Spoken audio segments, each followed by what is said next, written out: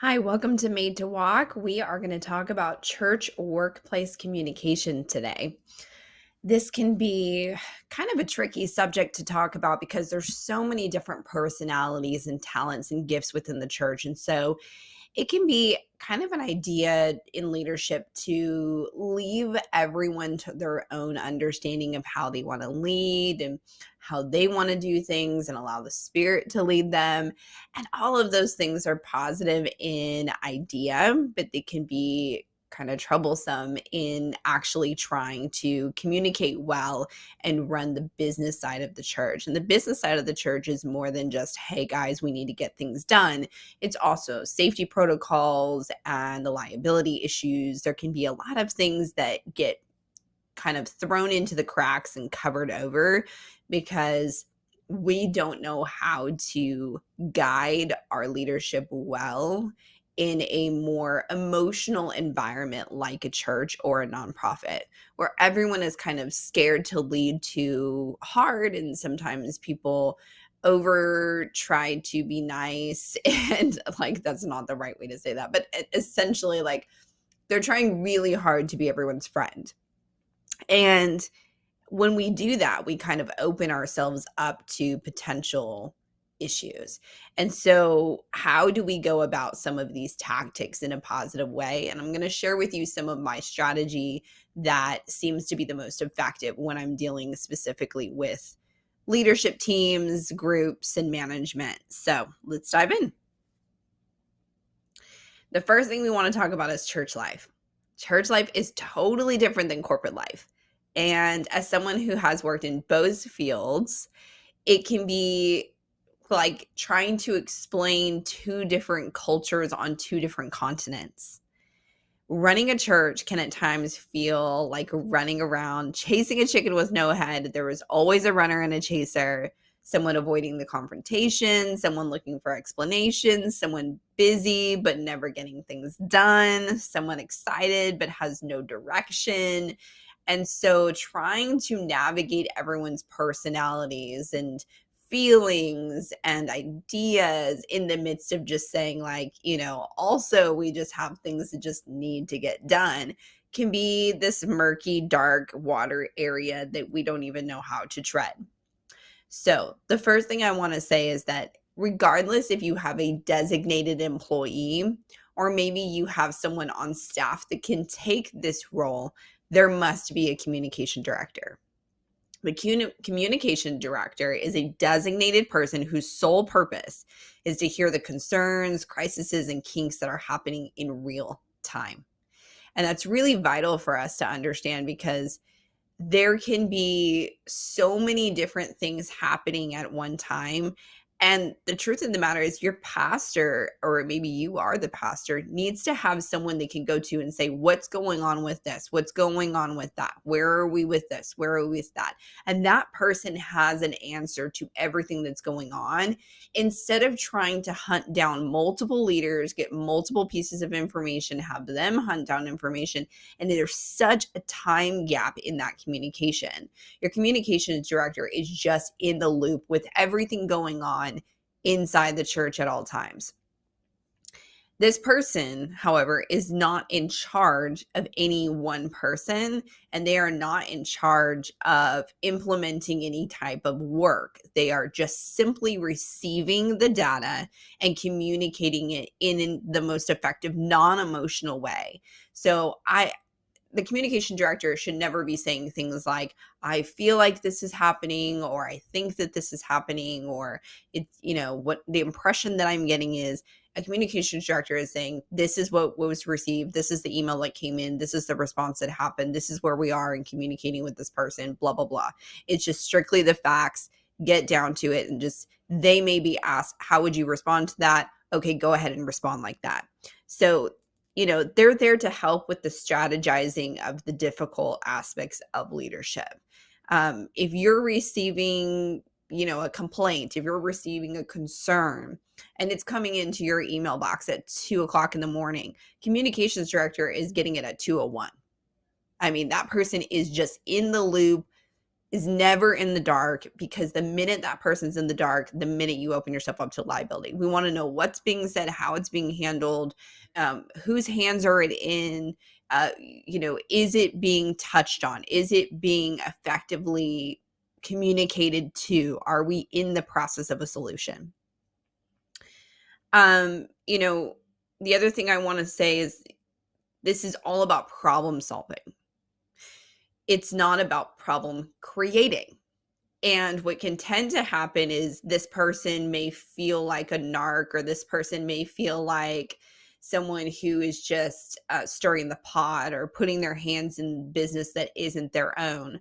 I like to consistently say that communication director's role is not to come in and say, I don't want you guys to think that I'm not here to find problems. The communications director's role is to come in and say, I am here to find all the problems. And when you are that transparent with your team and saying, hey, listen, I'm not coming for you, or I'm not coming for you, or I'm not coming for you. I am here to find all the problems throughout the entire church so that we can navigate problem solving solutions before they become real issues. And so when you open it up like that, no one feels like any one person's being attacked, and that any one person is being like, zeroed in on, or that, like there's an excavation, procedure that's about to happen with their ministry and they're looking for a reason to fire them. That's not what their job is. They're not HR. They're strictly there to say, is there anything that could become a problem later? Let's implement solutions now before it becomes a problem later. I'm trying to help you in your job. I'm also trying to protect the church. I'm also trying to protect people who come into our church or our nonprofit or our, volunteer organization. And so, just communicate and over communicate that person is not there as an HR developer. That person is not there to tattletale on anyone. That person is there to fix and to help to solve problems. All right, let's dive into, the next part of the role, which is something that I don't think enough churches do, and I think they feel like it's it's almost like a violation of trust, or maybe they feel like it's micromanaging. But one-on-ones are super important. In any corporate setting, you would have a one-on-one with your manager weekly, just to see like, hey, where are we? What's going on? What can we help with? What are some of the issues that are arising? Now, as a lead pastor, between your counseling, your studying, your, just answering calls and emails, trying to spend time with your family, it's literally impossible for most churches to have the pastor be the one that can sit down and have those one-on-ones and to gauge that information and to kind of figure out like what problems are actually going on that need to be handled. And then to go back and actually implement strategy. It's extremely time consuming. And so again, this is something that would fall into the job description of a communications director, someone who comes in and is just there to help communicate what is happening inside these ministries and where some of the needs and concerns are, and to help them to build strategy to put into place so that it takes a load off the pastor or the manager or the leader. And it really puts it more in a perspective of like, okay, how can we implement things that are going to make you feel more confident in your workspace and not feel like you're drowning on your own, and you don't know who to go to, and you don't want to bug the pastor, and it becomes this area where like no one wants to actually walk into. And so when we do that, we create this scary dark alley that nobody goes down, and trouble starts to kind of arrive there because we're not handling stuff that need to be handled. And the top is going to say, why didn't we know about this sooner? And the bottom is going to say, I didn't want to bother you with it. I didn't know who to go to. I didn't know how to handle it. I wasn't trained on this. This isn't part of my job description. There's a million excuses that live there.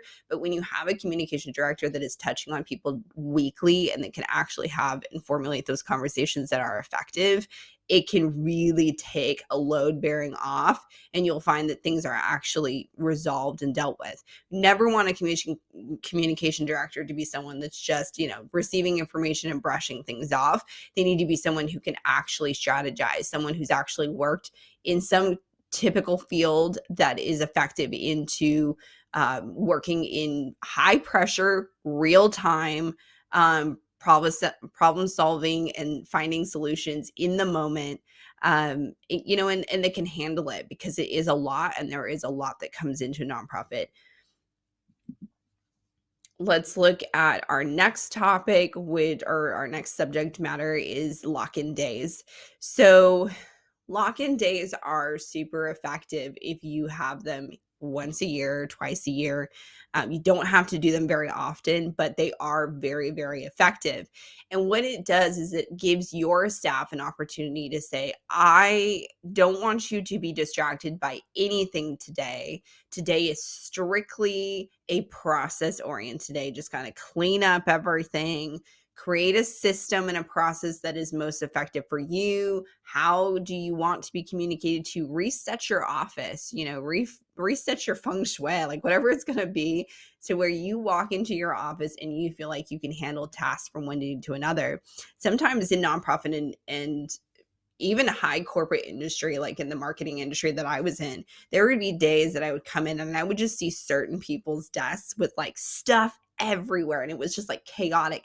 And so when they came in, they immediately, like the first second that they approached their desk, it was just this overwhelming feeling of stuff that they felt like was never going to get done, and they didn't even know where to start.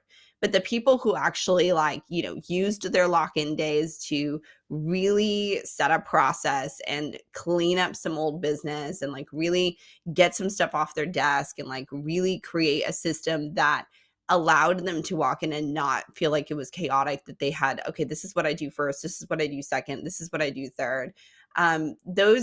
Those people tend to be able to stay in an industry longer because there is a system and a flow that they can always go back to in a time of crisis. So even when things are chaotic that day, they can go back and look at the process and say, okay, you know what, I can't deal with that right now because it's 10 o'clock in the morning and I've designated that time to reply to emails. I'm going to circle back around that at 2 o'clock when I've opened up an hour for any miscellaneous work. It does work for a lot of people. Again, there's artistic people, they're like, that would never work for me. I can't function like that. That would never go. Okay, well then you create a process that's best for you. Maybe it's color coded Post-its all over your desk. Like, I don't know, whatever your thing is, but there's a system for you that works in you not letting something slip or not letting something not be handled for months on end, that comes back to bite you because you're like, I was informed of that. I didn't report it. I didn't do anything about it. I totally forgot about it. Those are the kind of things that become a really big issue in the future. So we got to clean up those processes, and lock-in days are a great day to do that. Bridge the islands. Number 4, the most successful leadership teams move as one. These teams communicate as equals. Think of a wave that moves in and retreats all in one single breath. It knows just where to break and when to swell. It always communicates in its movement. A ministry should move like this. When there are many ministries and those ministries move like islands, the communication tries to move around each piece of land. The water never goes all the way around each piece of land. Some land will dry up and others swallowed by the sea. The communication to move well, you must lower everyone to the same level and communicate as one body of water. This is something that I had written specifically about the idea and the concept of communication around what I consider to be these island ministries, which is, I'm the king of only my ministry, and I don't care about anything that's happening over there, and I'm not involved with anything that's happening over there, and I don't even want to hear about anything that's happening over there. And so when we move like that, when we try to process information like that, it can be really difficult because there's no crossover, there's no help, there's no assistance. Sometimes, every once in a while, what can happen is that someone is asked to do all of the responsibilities within their ministry that they just are not skilled to do. And then another ministry may have the same issues, but with different tasks. So let's just say someone is really effective with teaching and just horrible at communication. And in another ministry, someone's not that great at teaching, but they're really great at communication. And instead, they're being forced to work on their own islands instead of saying like, "Hey, maybe there's a way for like you to do teaching for both this ministry and this ministry, and I'm happy to do all the communication for both ministries because I'm really good at it." And so when we kind of meet the needs of our other team members and we try to figure out how to work and flow together and carry the weight of the responsibility together, it makes for more of an alliance relationship, which means that people are more committed to their workplace. You have less turnaround. People are really engaged with the process of what they're doing because they actually enjoy what they're doing. They're not resenting coming to work and having to do things that they just are not skilled to do. And so sometimes, we think, oh, I only want you to have to focus on what you have to focus on, and that'll alleviate a lot of stress from you. Not necessarily, because with an entire ministry means you carry all of the tasks that you just may not be skilled to do.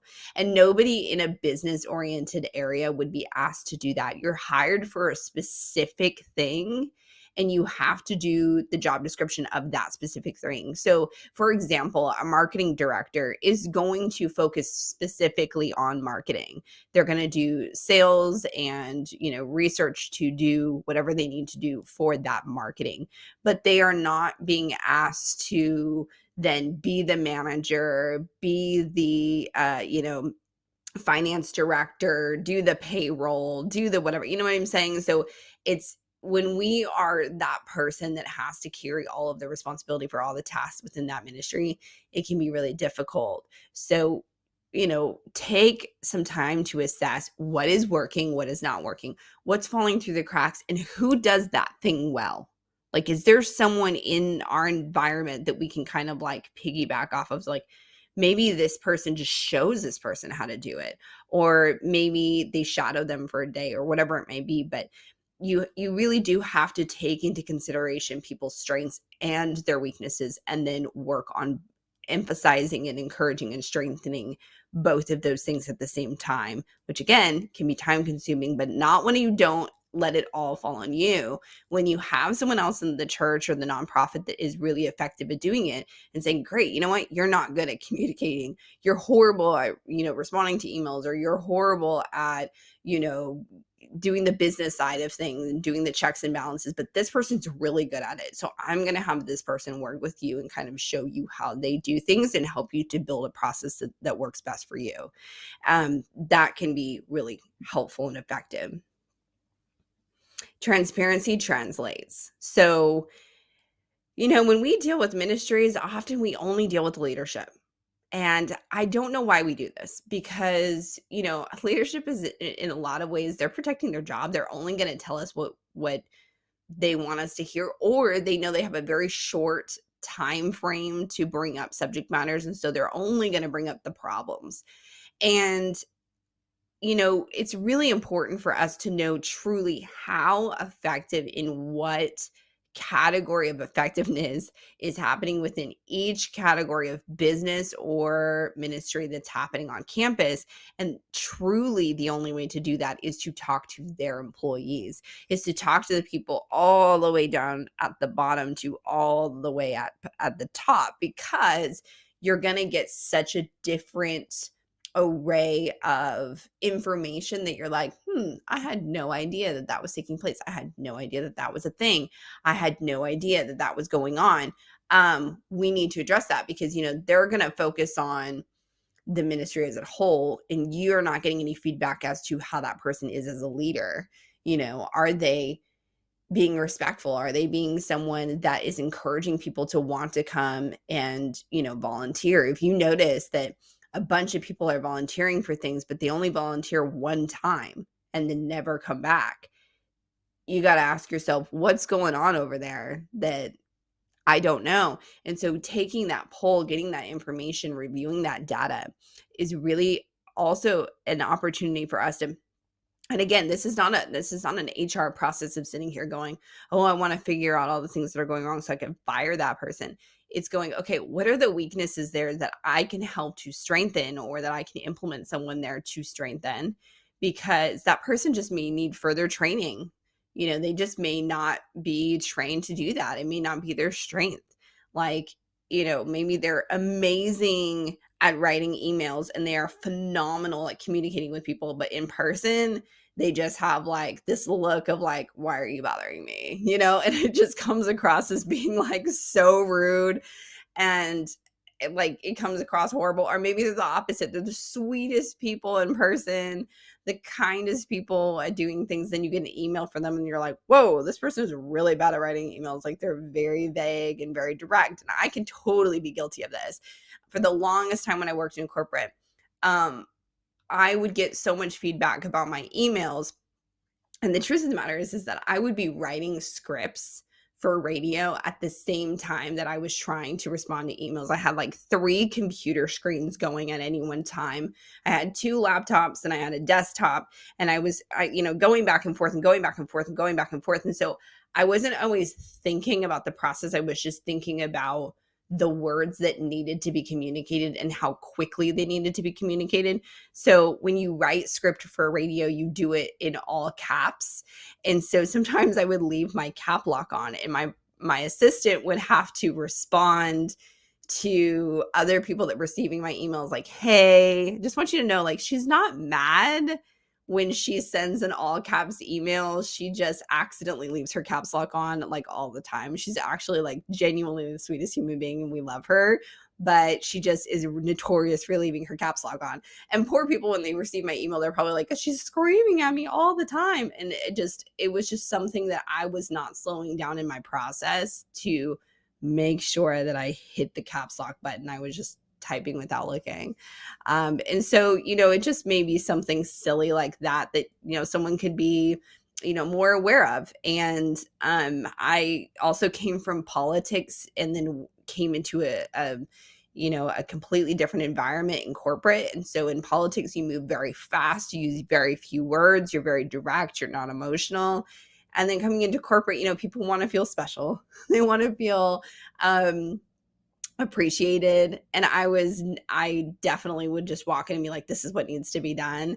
And so I had to work on how my communication style looked like in that particular field. So sometimes like I said, it's not always a deficit to where it's like, oh, this person needs to be let go. They just may not be aware that they're doing something. They may not be aware that they need, some areas to kind of grow in and just adapt to a new environment. Maybe they're coming from corporate to ministry and you're like, listen, like, you're a little aggressive, you're a little abrasive. Like, maybe we can find a way to like help you have someone be the buffer between what you say and how it gets to people. Like, tell your assistant this is what needs to be said and then let them write the email. And there's been times that I've definitely have done that. I've implemented my assistants to be like, hey, like, this is what we need to get over to them. Like, you say it, because when I say it, they all think like I'm in trouble and she's yelling at me. And I'm like, that's totally not how I meant it. I just was, trying to get it done in the midst of a million other things that needed to get done. So, talk to everyone across the board to help to learn where someone can adapt and grow. Again, not an HR thing, just an adapt and grow thing.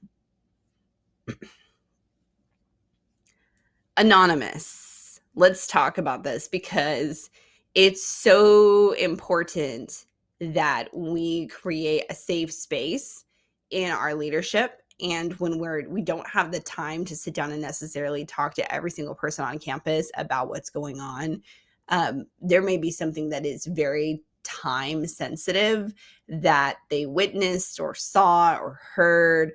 And maybe they don't really want to put their job on the line. Maybe they're fearful of having that conversation.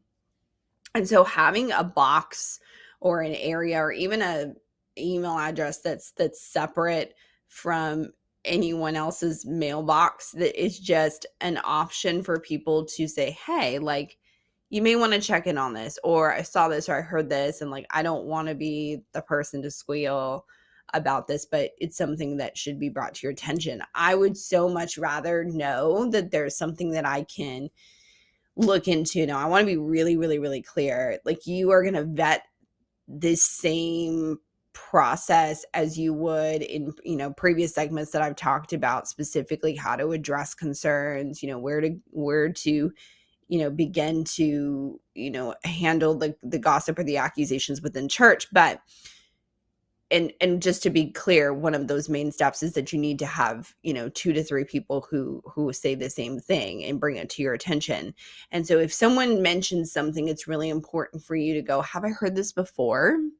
And or who could I go to vet whether or not that actually happened? And then do some of your own research. Don't just go based off of people's testimony.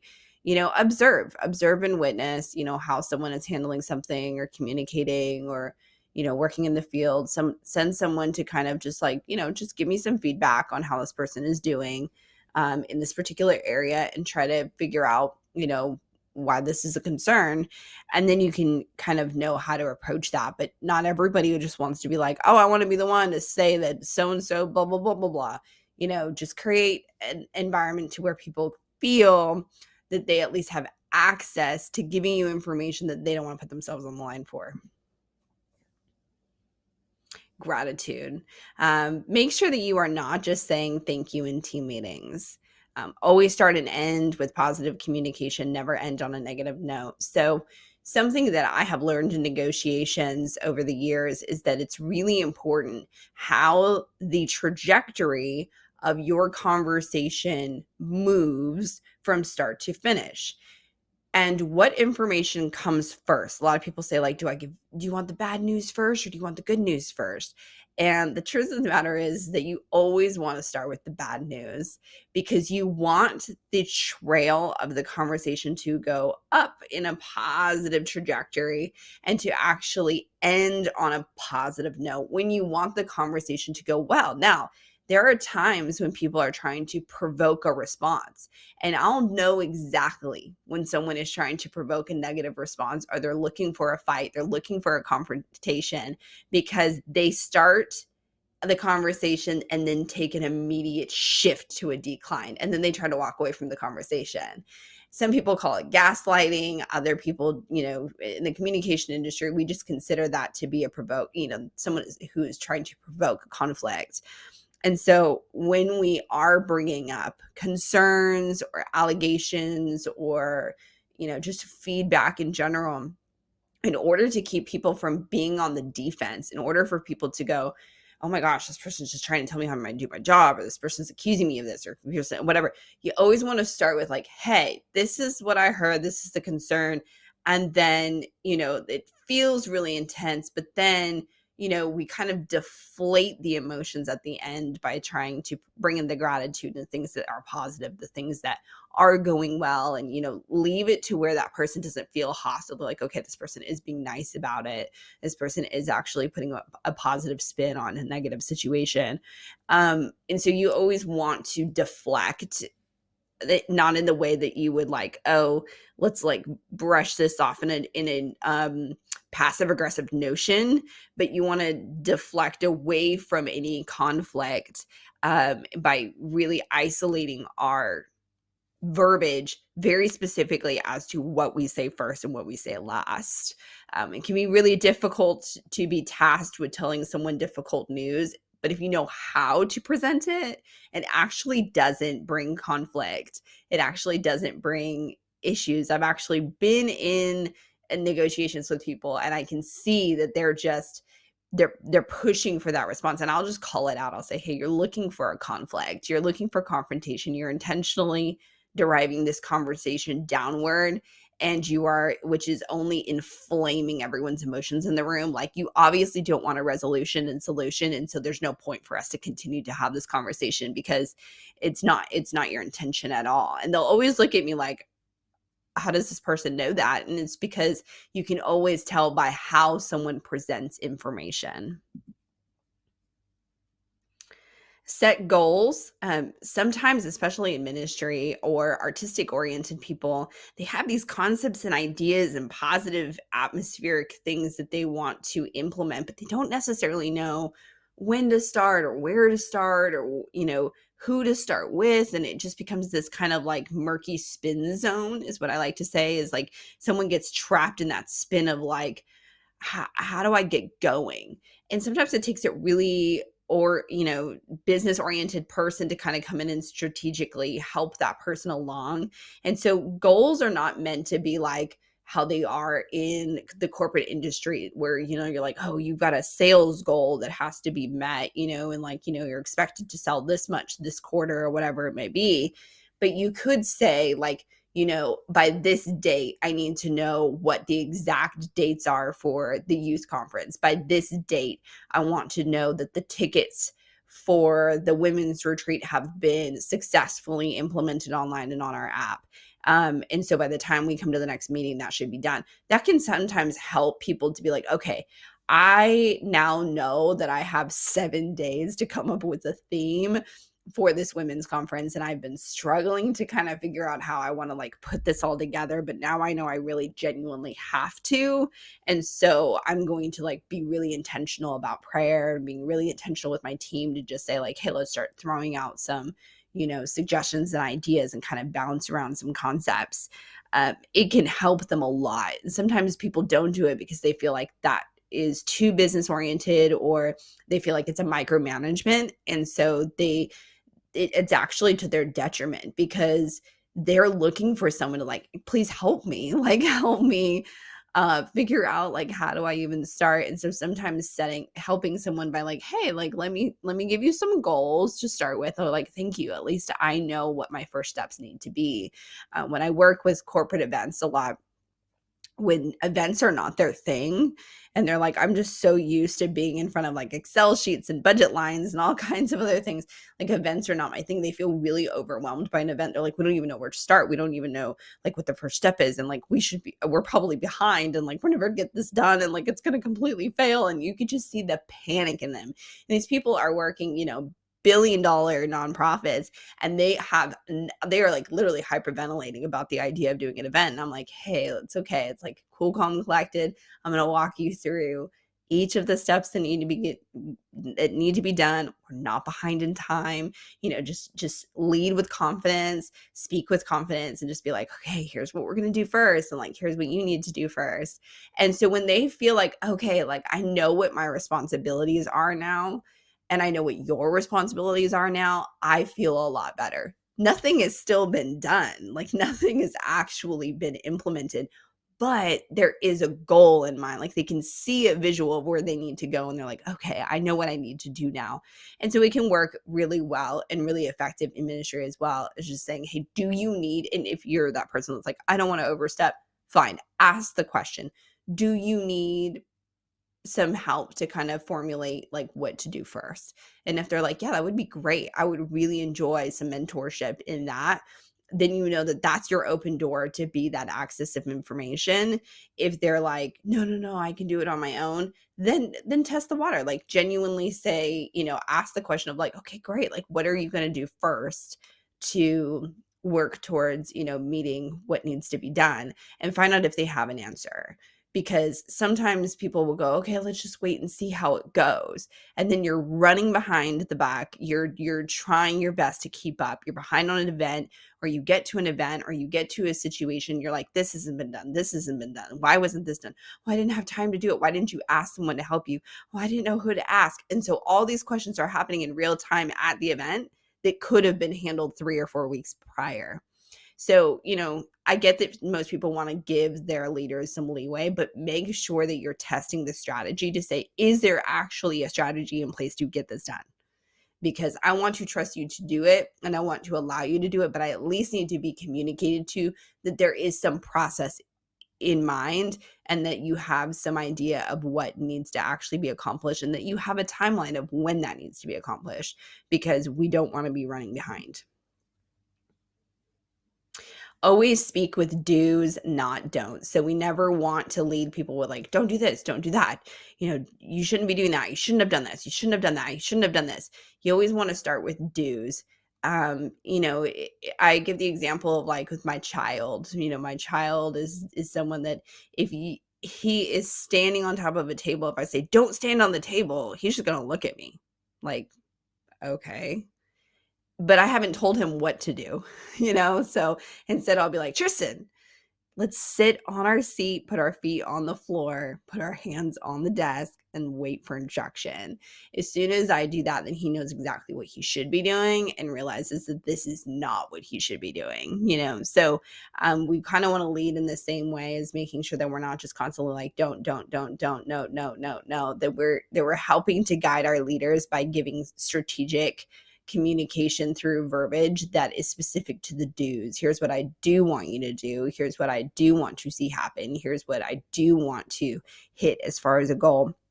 When we speak in the do's, it really helps to guide people along because they understand your vision. They understand the orientation of and direction and the trajectory of where we need to go. And so everyone kind of starts moving together in that direction. When there isn't direction and communication about a set reality or goal, people kind of move in their own directions and they can be separate from each other and they can be moving in very far directions away from the what your direct goal is as the main leader. So let's just make sure that we are talking about those priorities, those mid-level needs and those low-level business work needs. Set those priorities. Is this a high priority? Is this a mid priority? Is it a low priority? And make sure that that's communicated and say, hey, I'm asking you to do this, by the way, it's high priority, which means it supersedes anything else that you're working on, and so on and so forth.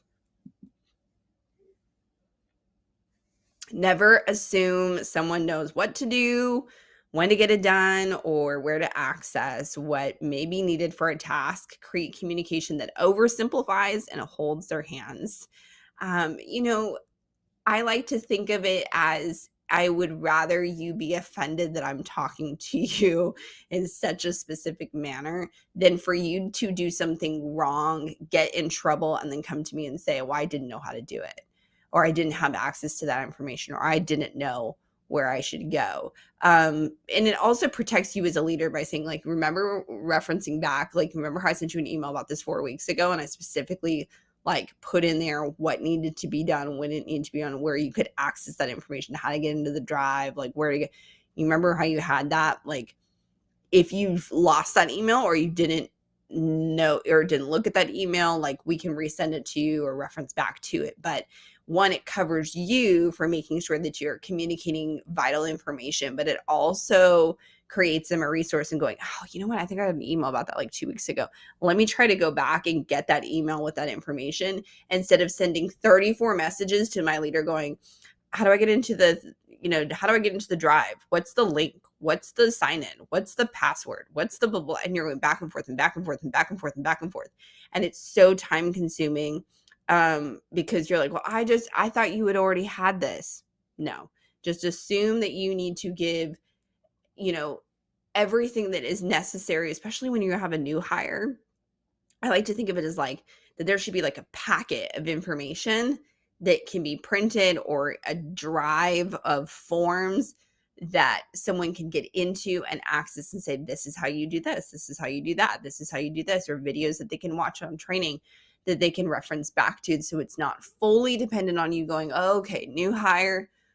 Woo, let's start at the beginning. Let me explain to you. No, create a resource that it can be used for every single new employee, every single temp, every single interim, that is just a super high level access point. We do it even in our politics groups because we're moving board members around and it can be difficult to go, okay, well, this president now needs this stuff. And so how do we get, the president of this group to have the same information the last person had? It's just so much easier if I can, just share the drive, and just say, hey, it's all in there. Go on a manhunt. I hope you find the information that you need. So, create resources that help to protect you from any communication gaps that can come from just an assumption that someone already has it. Let's talk about some scripture. To answer before listening, that is folly and shame, Proverbs 18:13. The best way to communicate is to be a great listener. And when you are the leader that has a leader above you, take the advice, even if you're like, oh, I do not want to do that. Try it first and then give feedback. If it didn't work, and say, hey, you know what? I did what you referenced me to do. I had enough respect to try it your way. It didn't work for me. Here's why it didn't work for me, and so on and so forth. If you are listening to other people who have their ministries, and you are acquiring lessons from them, it could be through failure, it could be through positive success, but regardless of what it is, you're sitting there and you're learning. So those board meetings that are just so daunting, you're like, oh, I don't want to go to that meeting. Take it as an opportunity. I love meetings. Like, meetings are like my favorite. And people think I'm so weird, but I'm like, it's such an opportunity for me to listen to other people's perspectives, ideas, concepts, things that work, things that didn't work. And I'm just acquiring that information, that knowledge to store in the back of my mind. And so if ever I'm in a situation, go, you know what? I had someone who tried that and did not work for them. Here's what they suggested they would have done in another situation that they were in. I'm going to try that first. And then I can give them feedback. Hey, that thing that you wanted to do that you thought would be helpful, either it was or it wasn't helpful. But regardless, you're learning from each other by active listening. The words of the reckless pierce like swords, but the tongue of the wise brings healing. Proverbs 12:18. I think that we don't emphasize enough how ministry can become a really reckless place. It can become really reckless because it doesn't necessarily have these fundamental guidelines and rules that come with the business sector, where there are definite, very specific things that need to be done, by law, by regulation, by so many other things. And so when we're in ministry, we kind of navigate in this organic space. And there can be some really positive ideas and impactful situations that happen from that. But there can also be a lot of reckless abandonment. And in the process, it can be really harmful for others. And so, make sure that you're implementing those wise strategies so that you're bringing that healing to people. Don't be reckless to where you are part of the problem. Don't be that reckless that you are part of the wounding.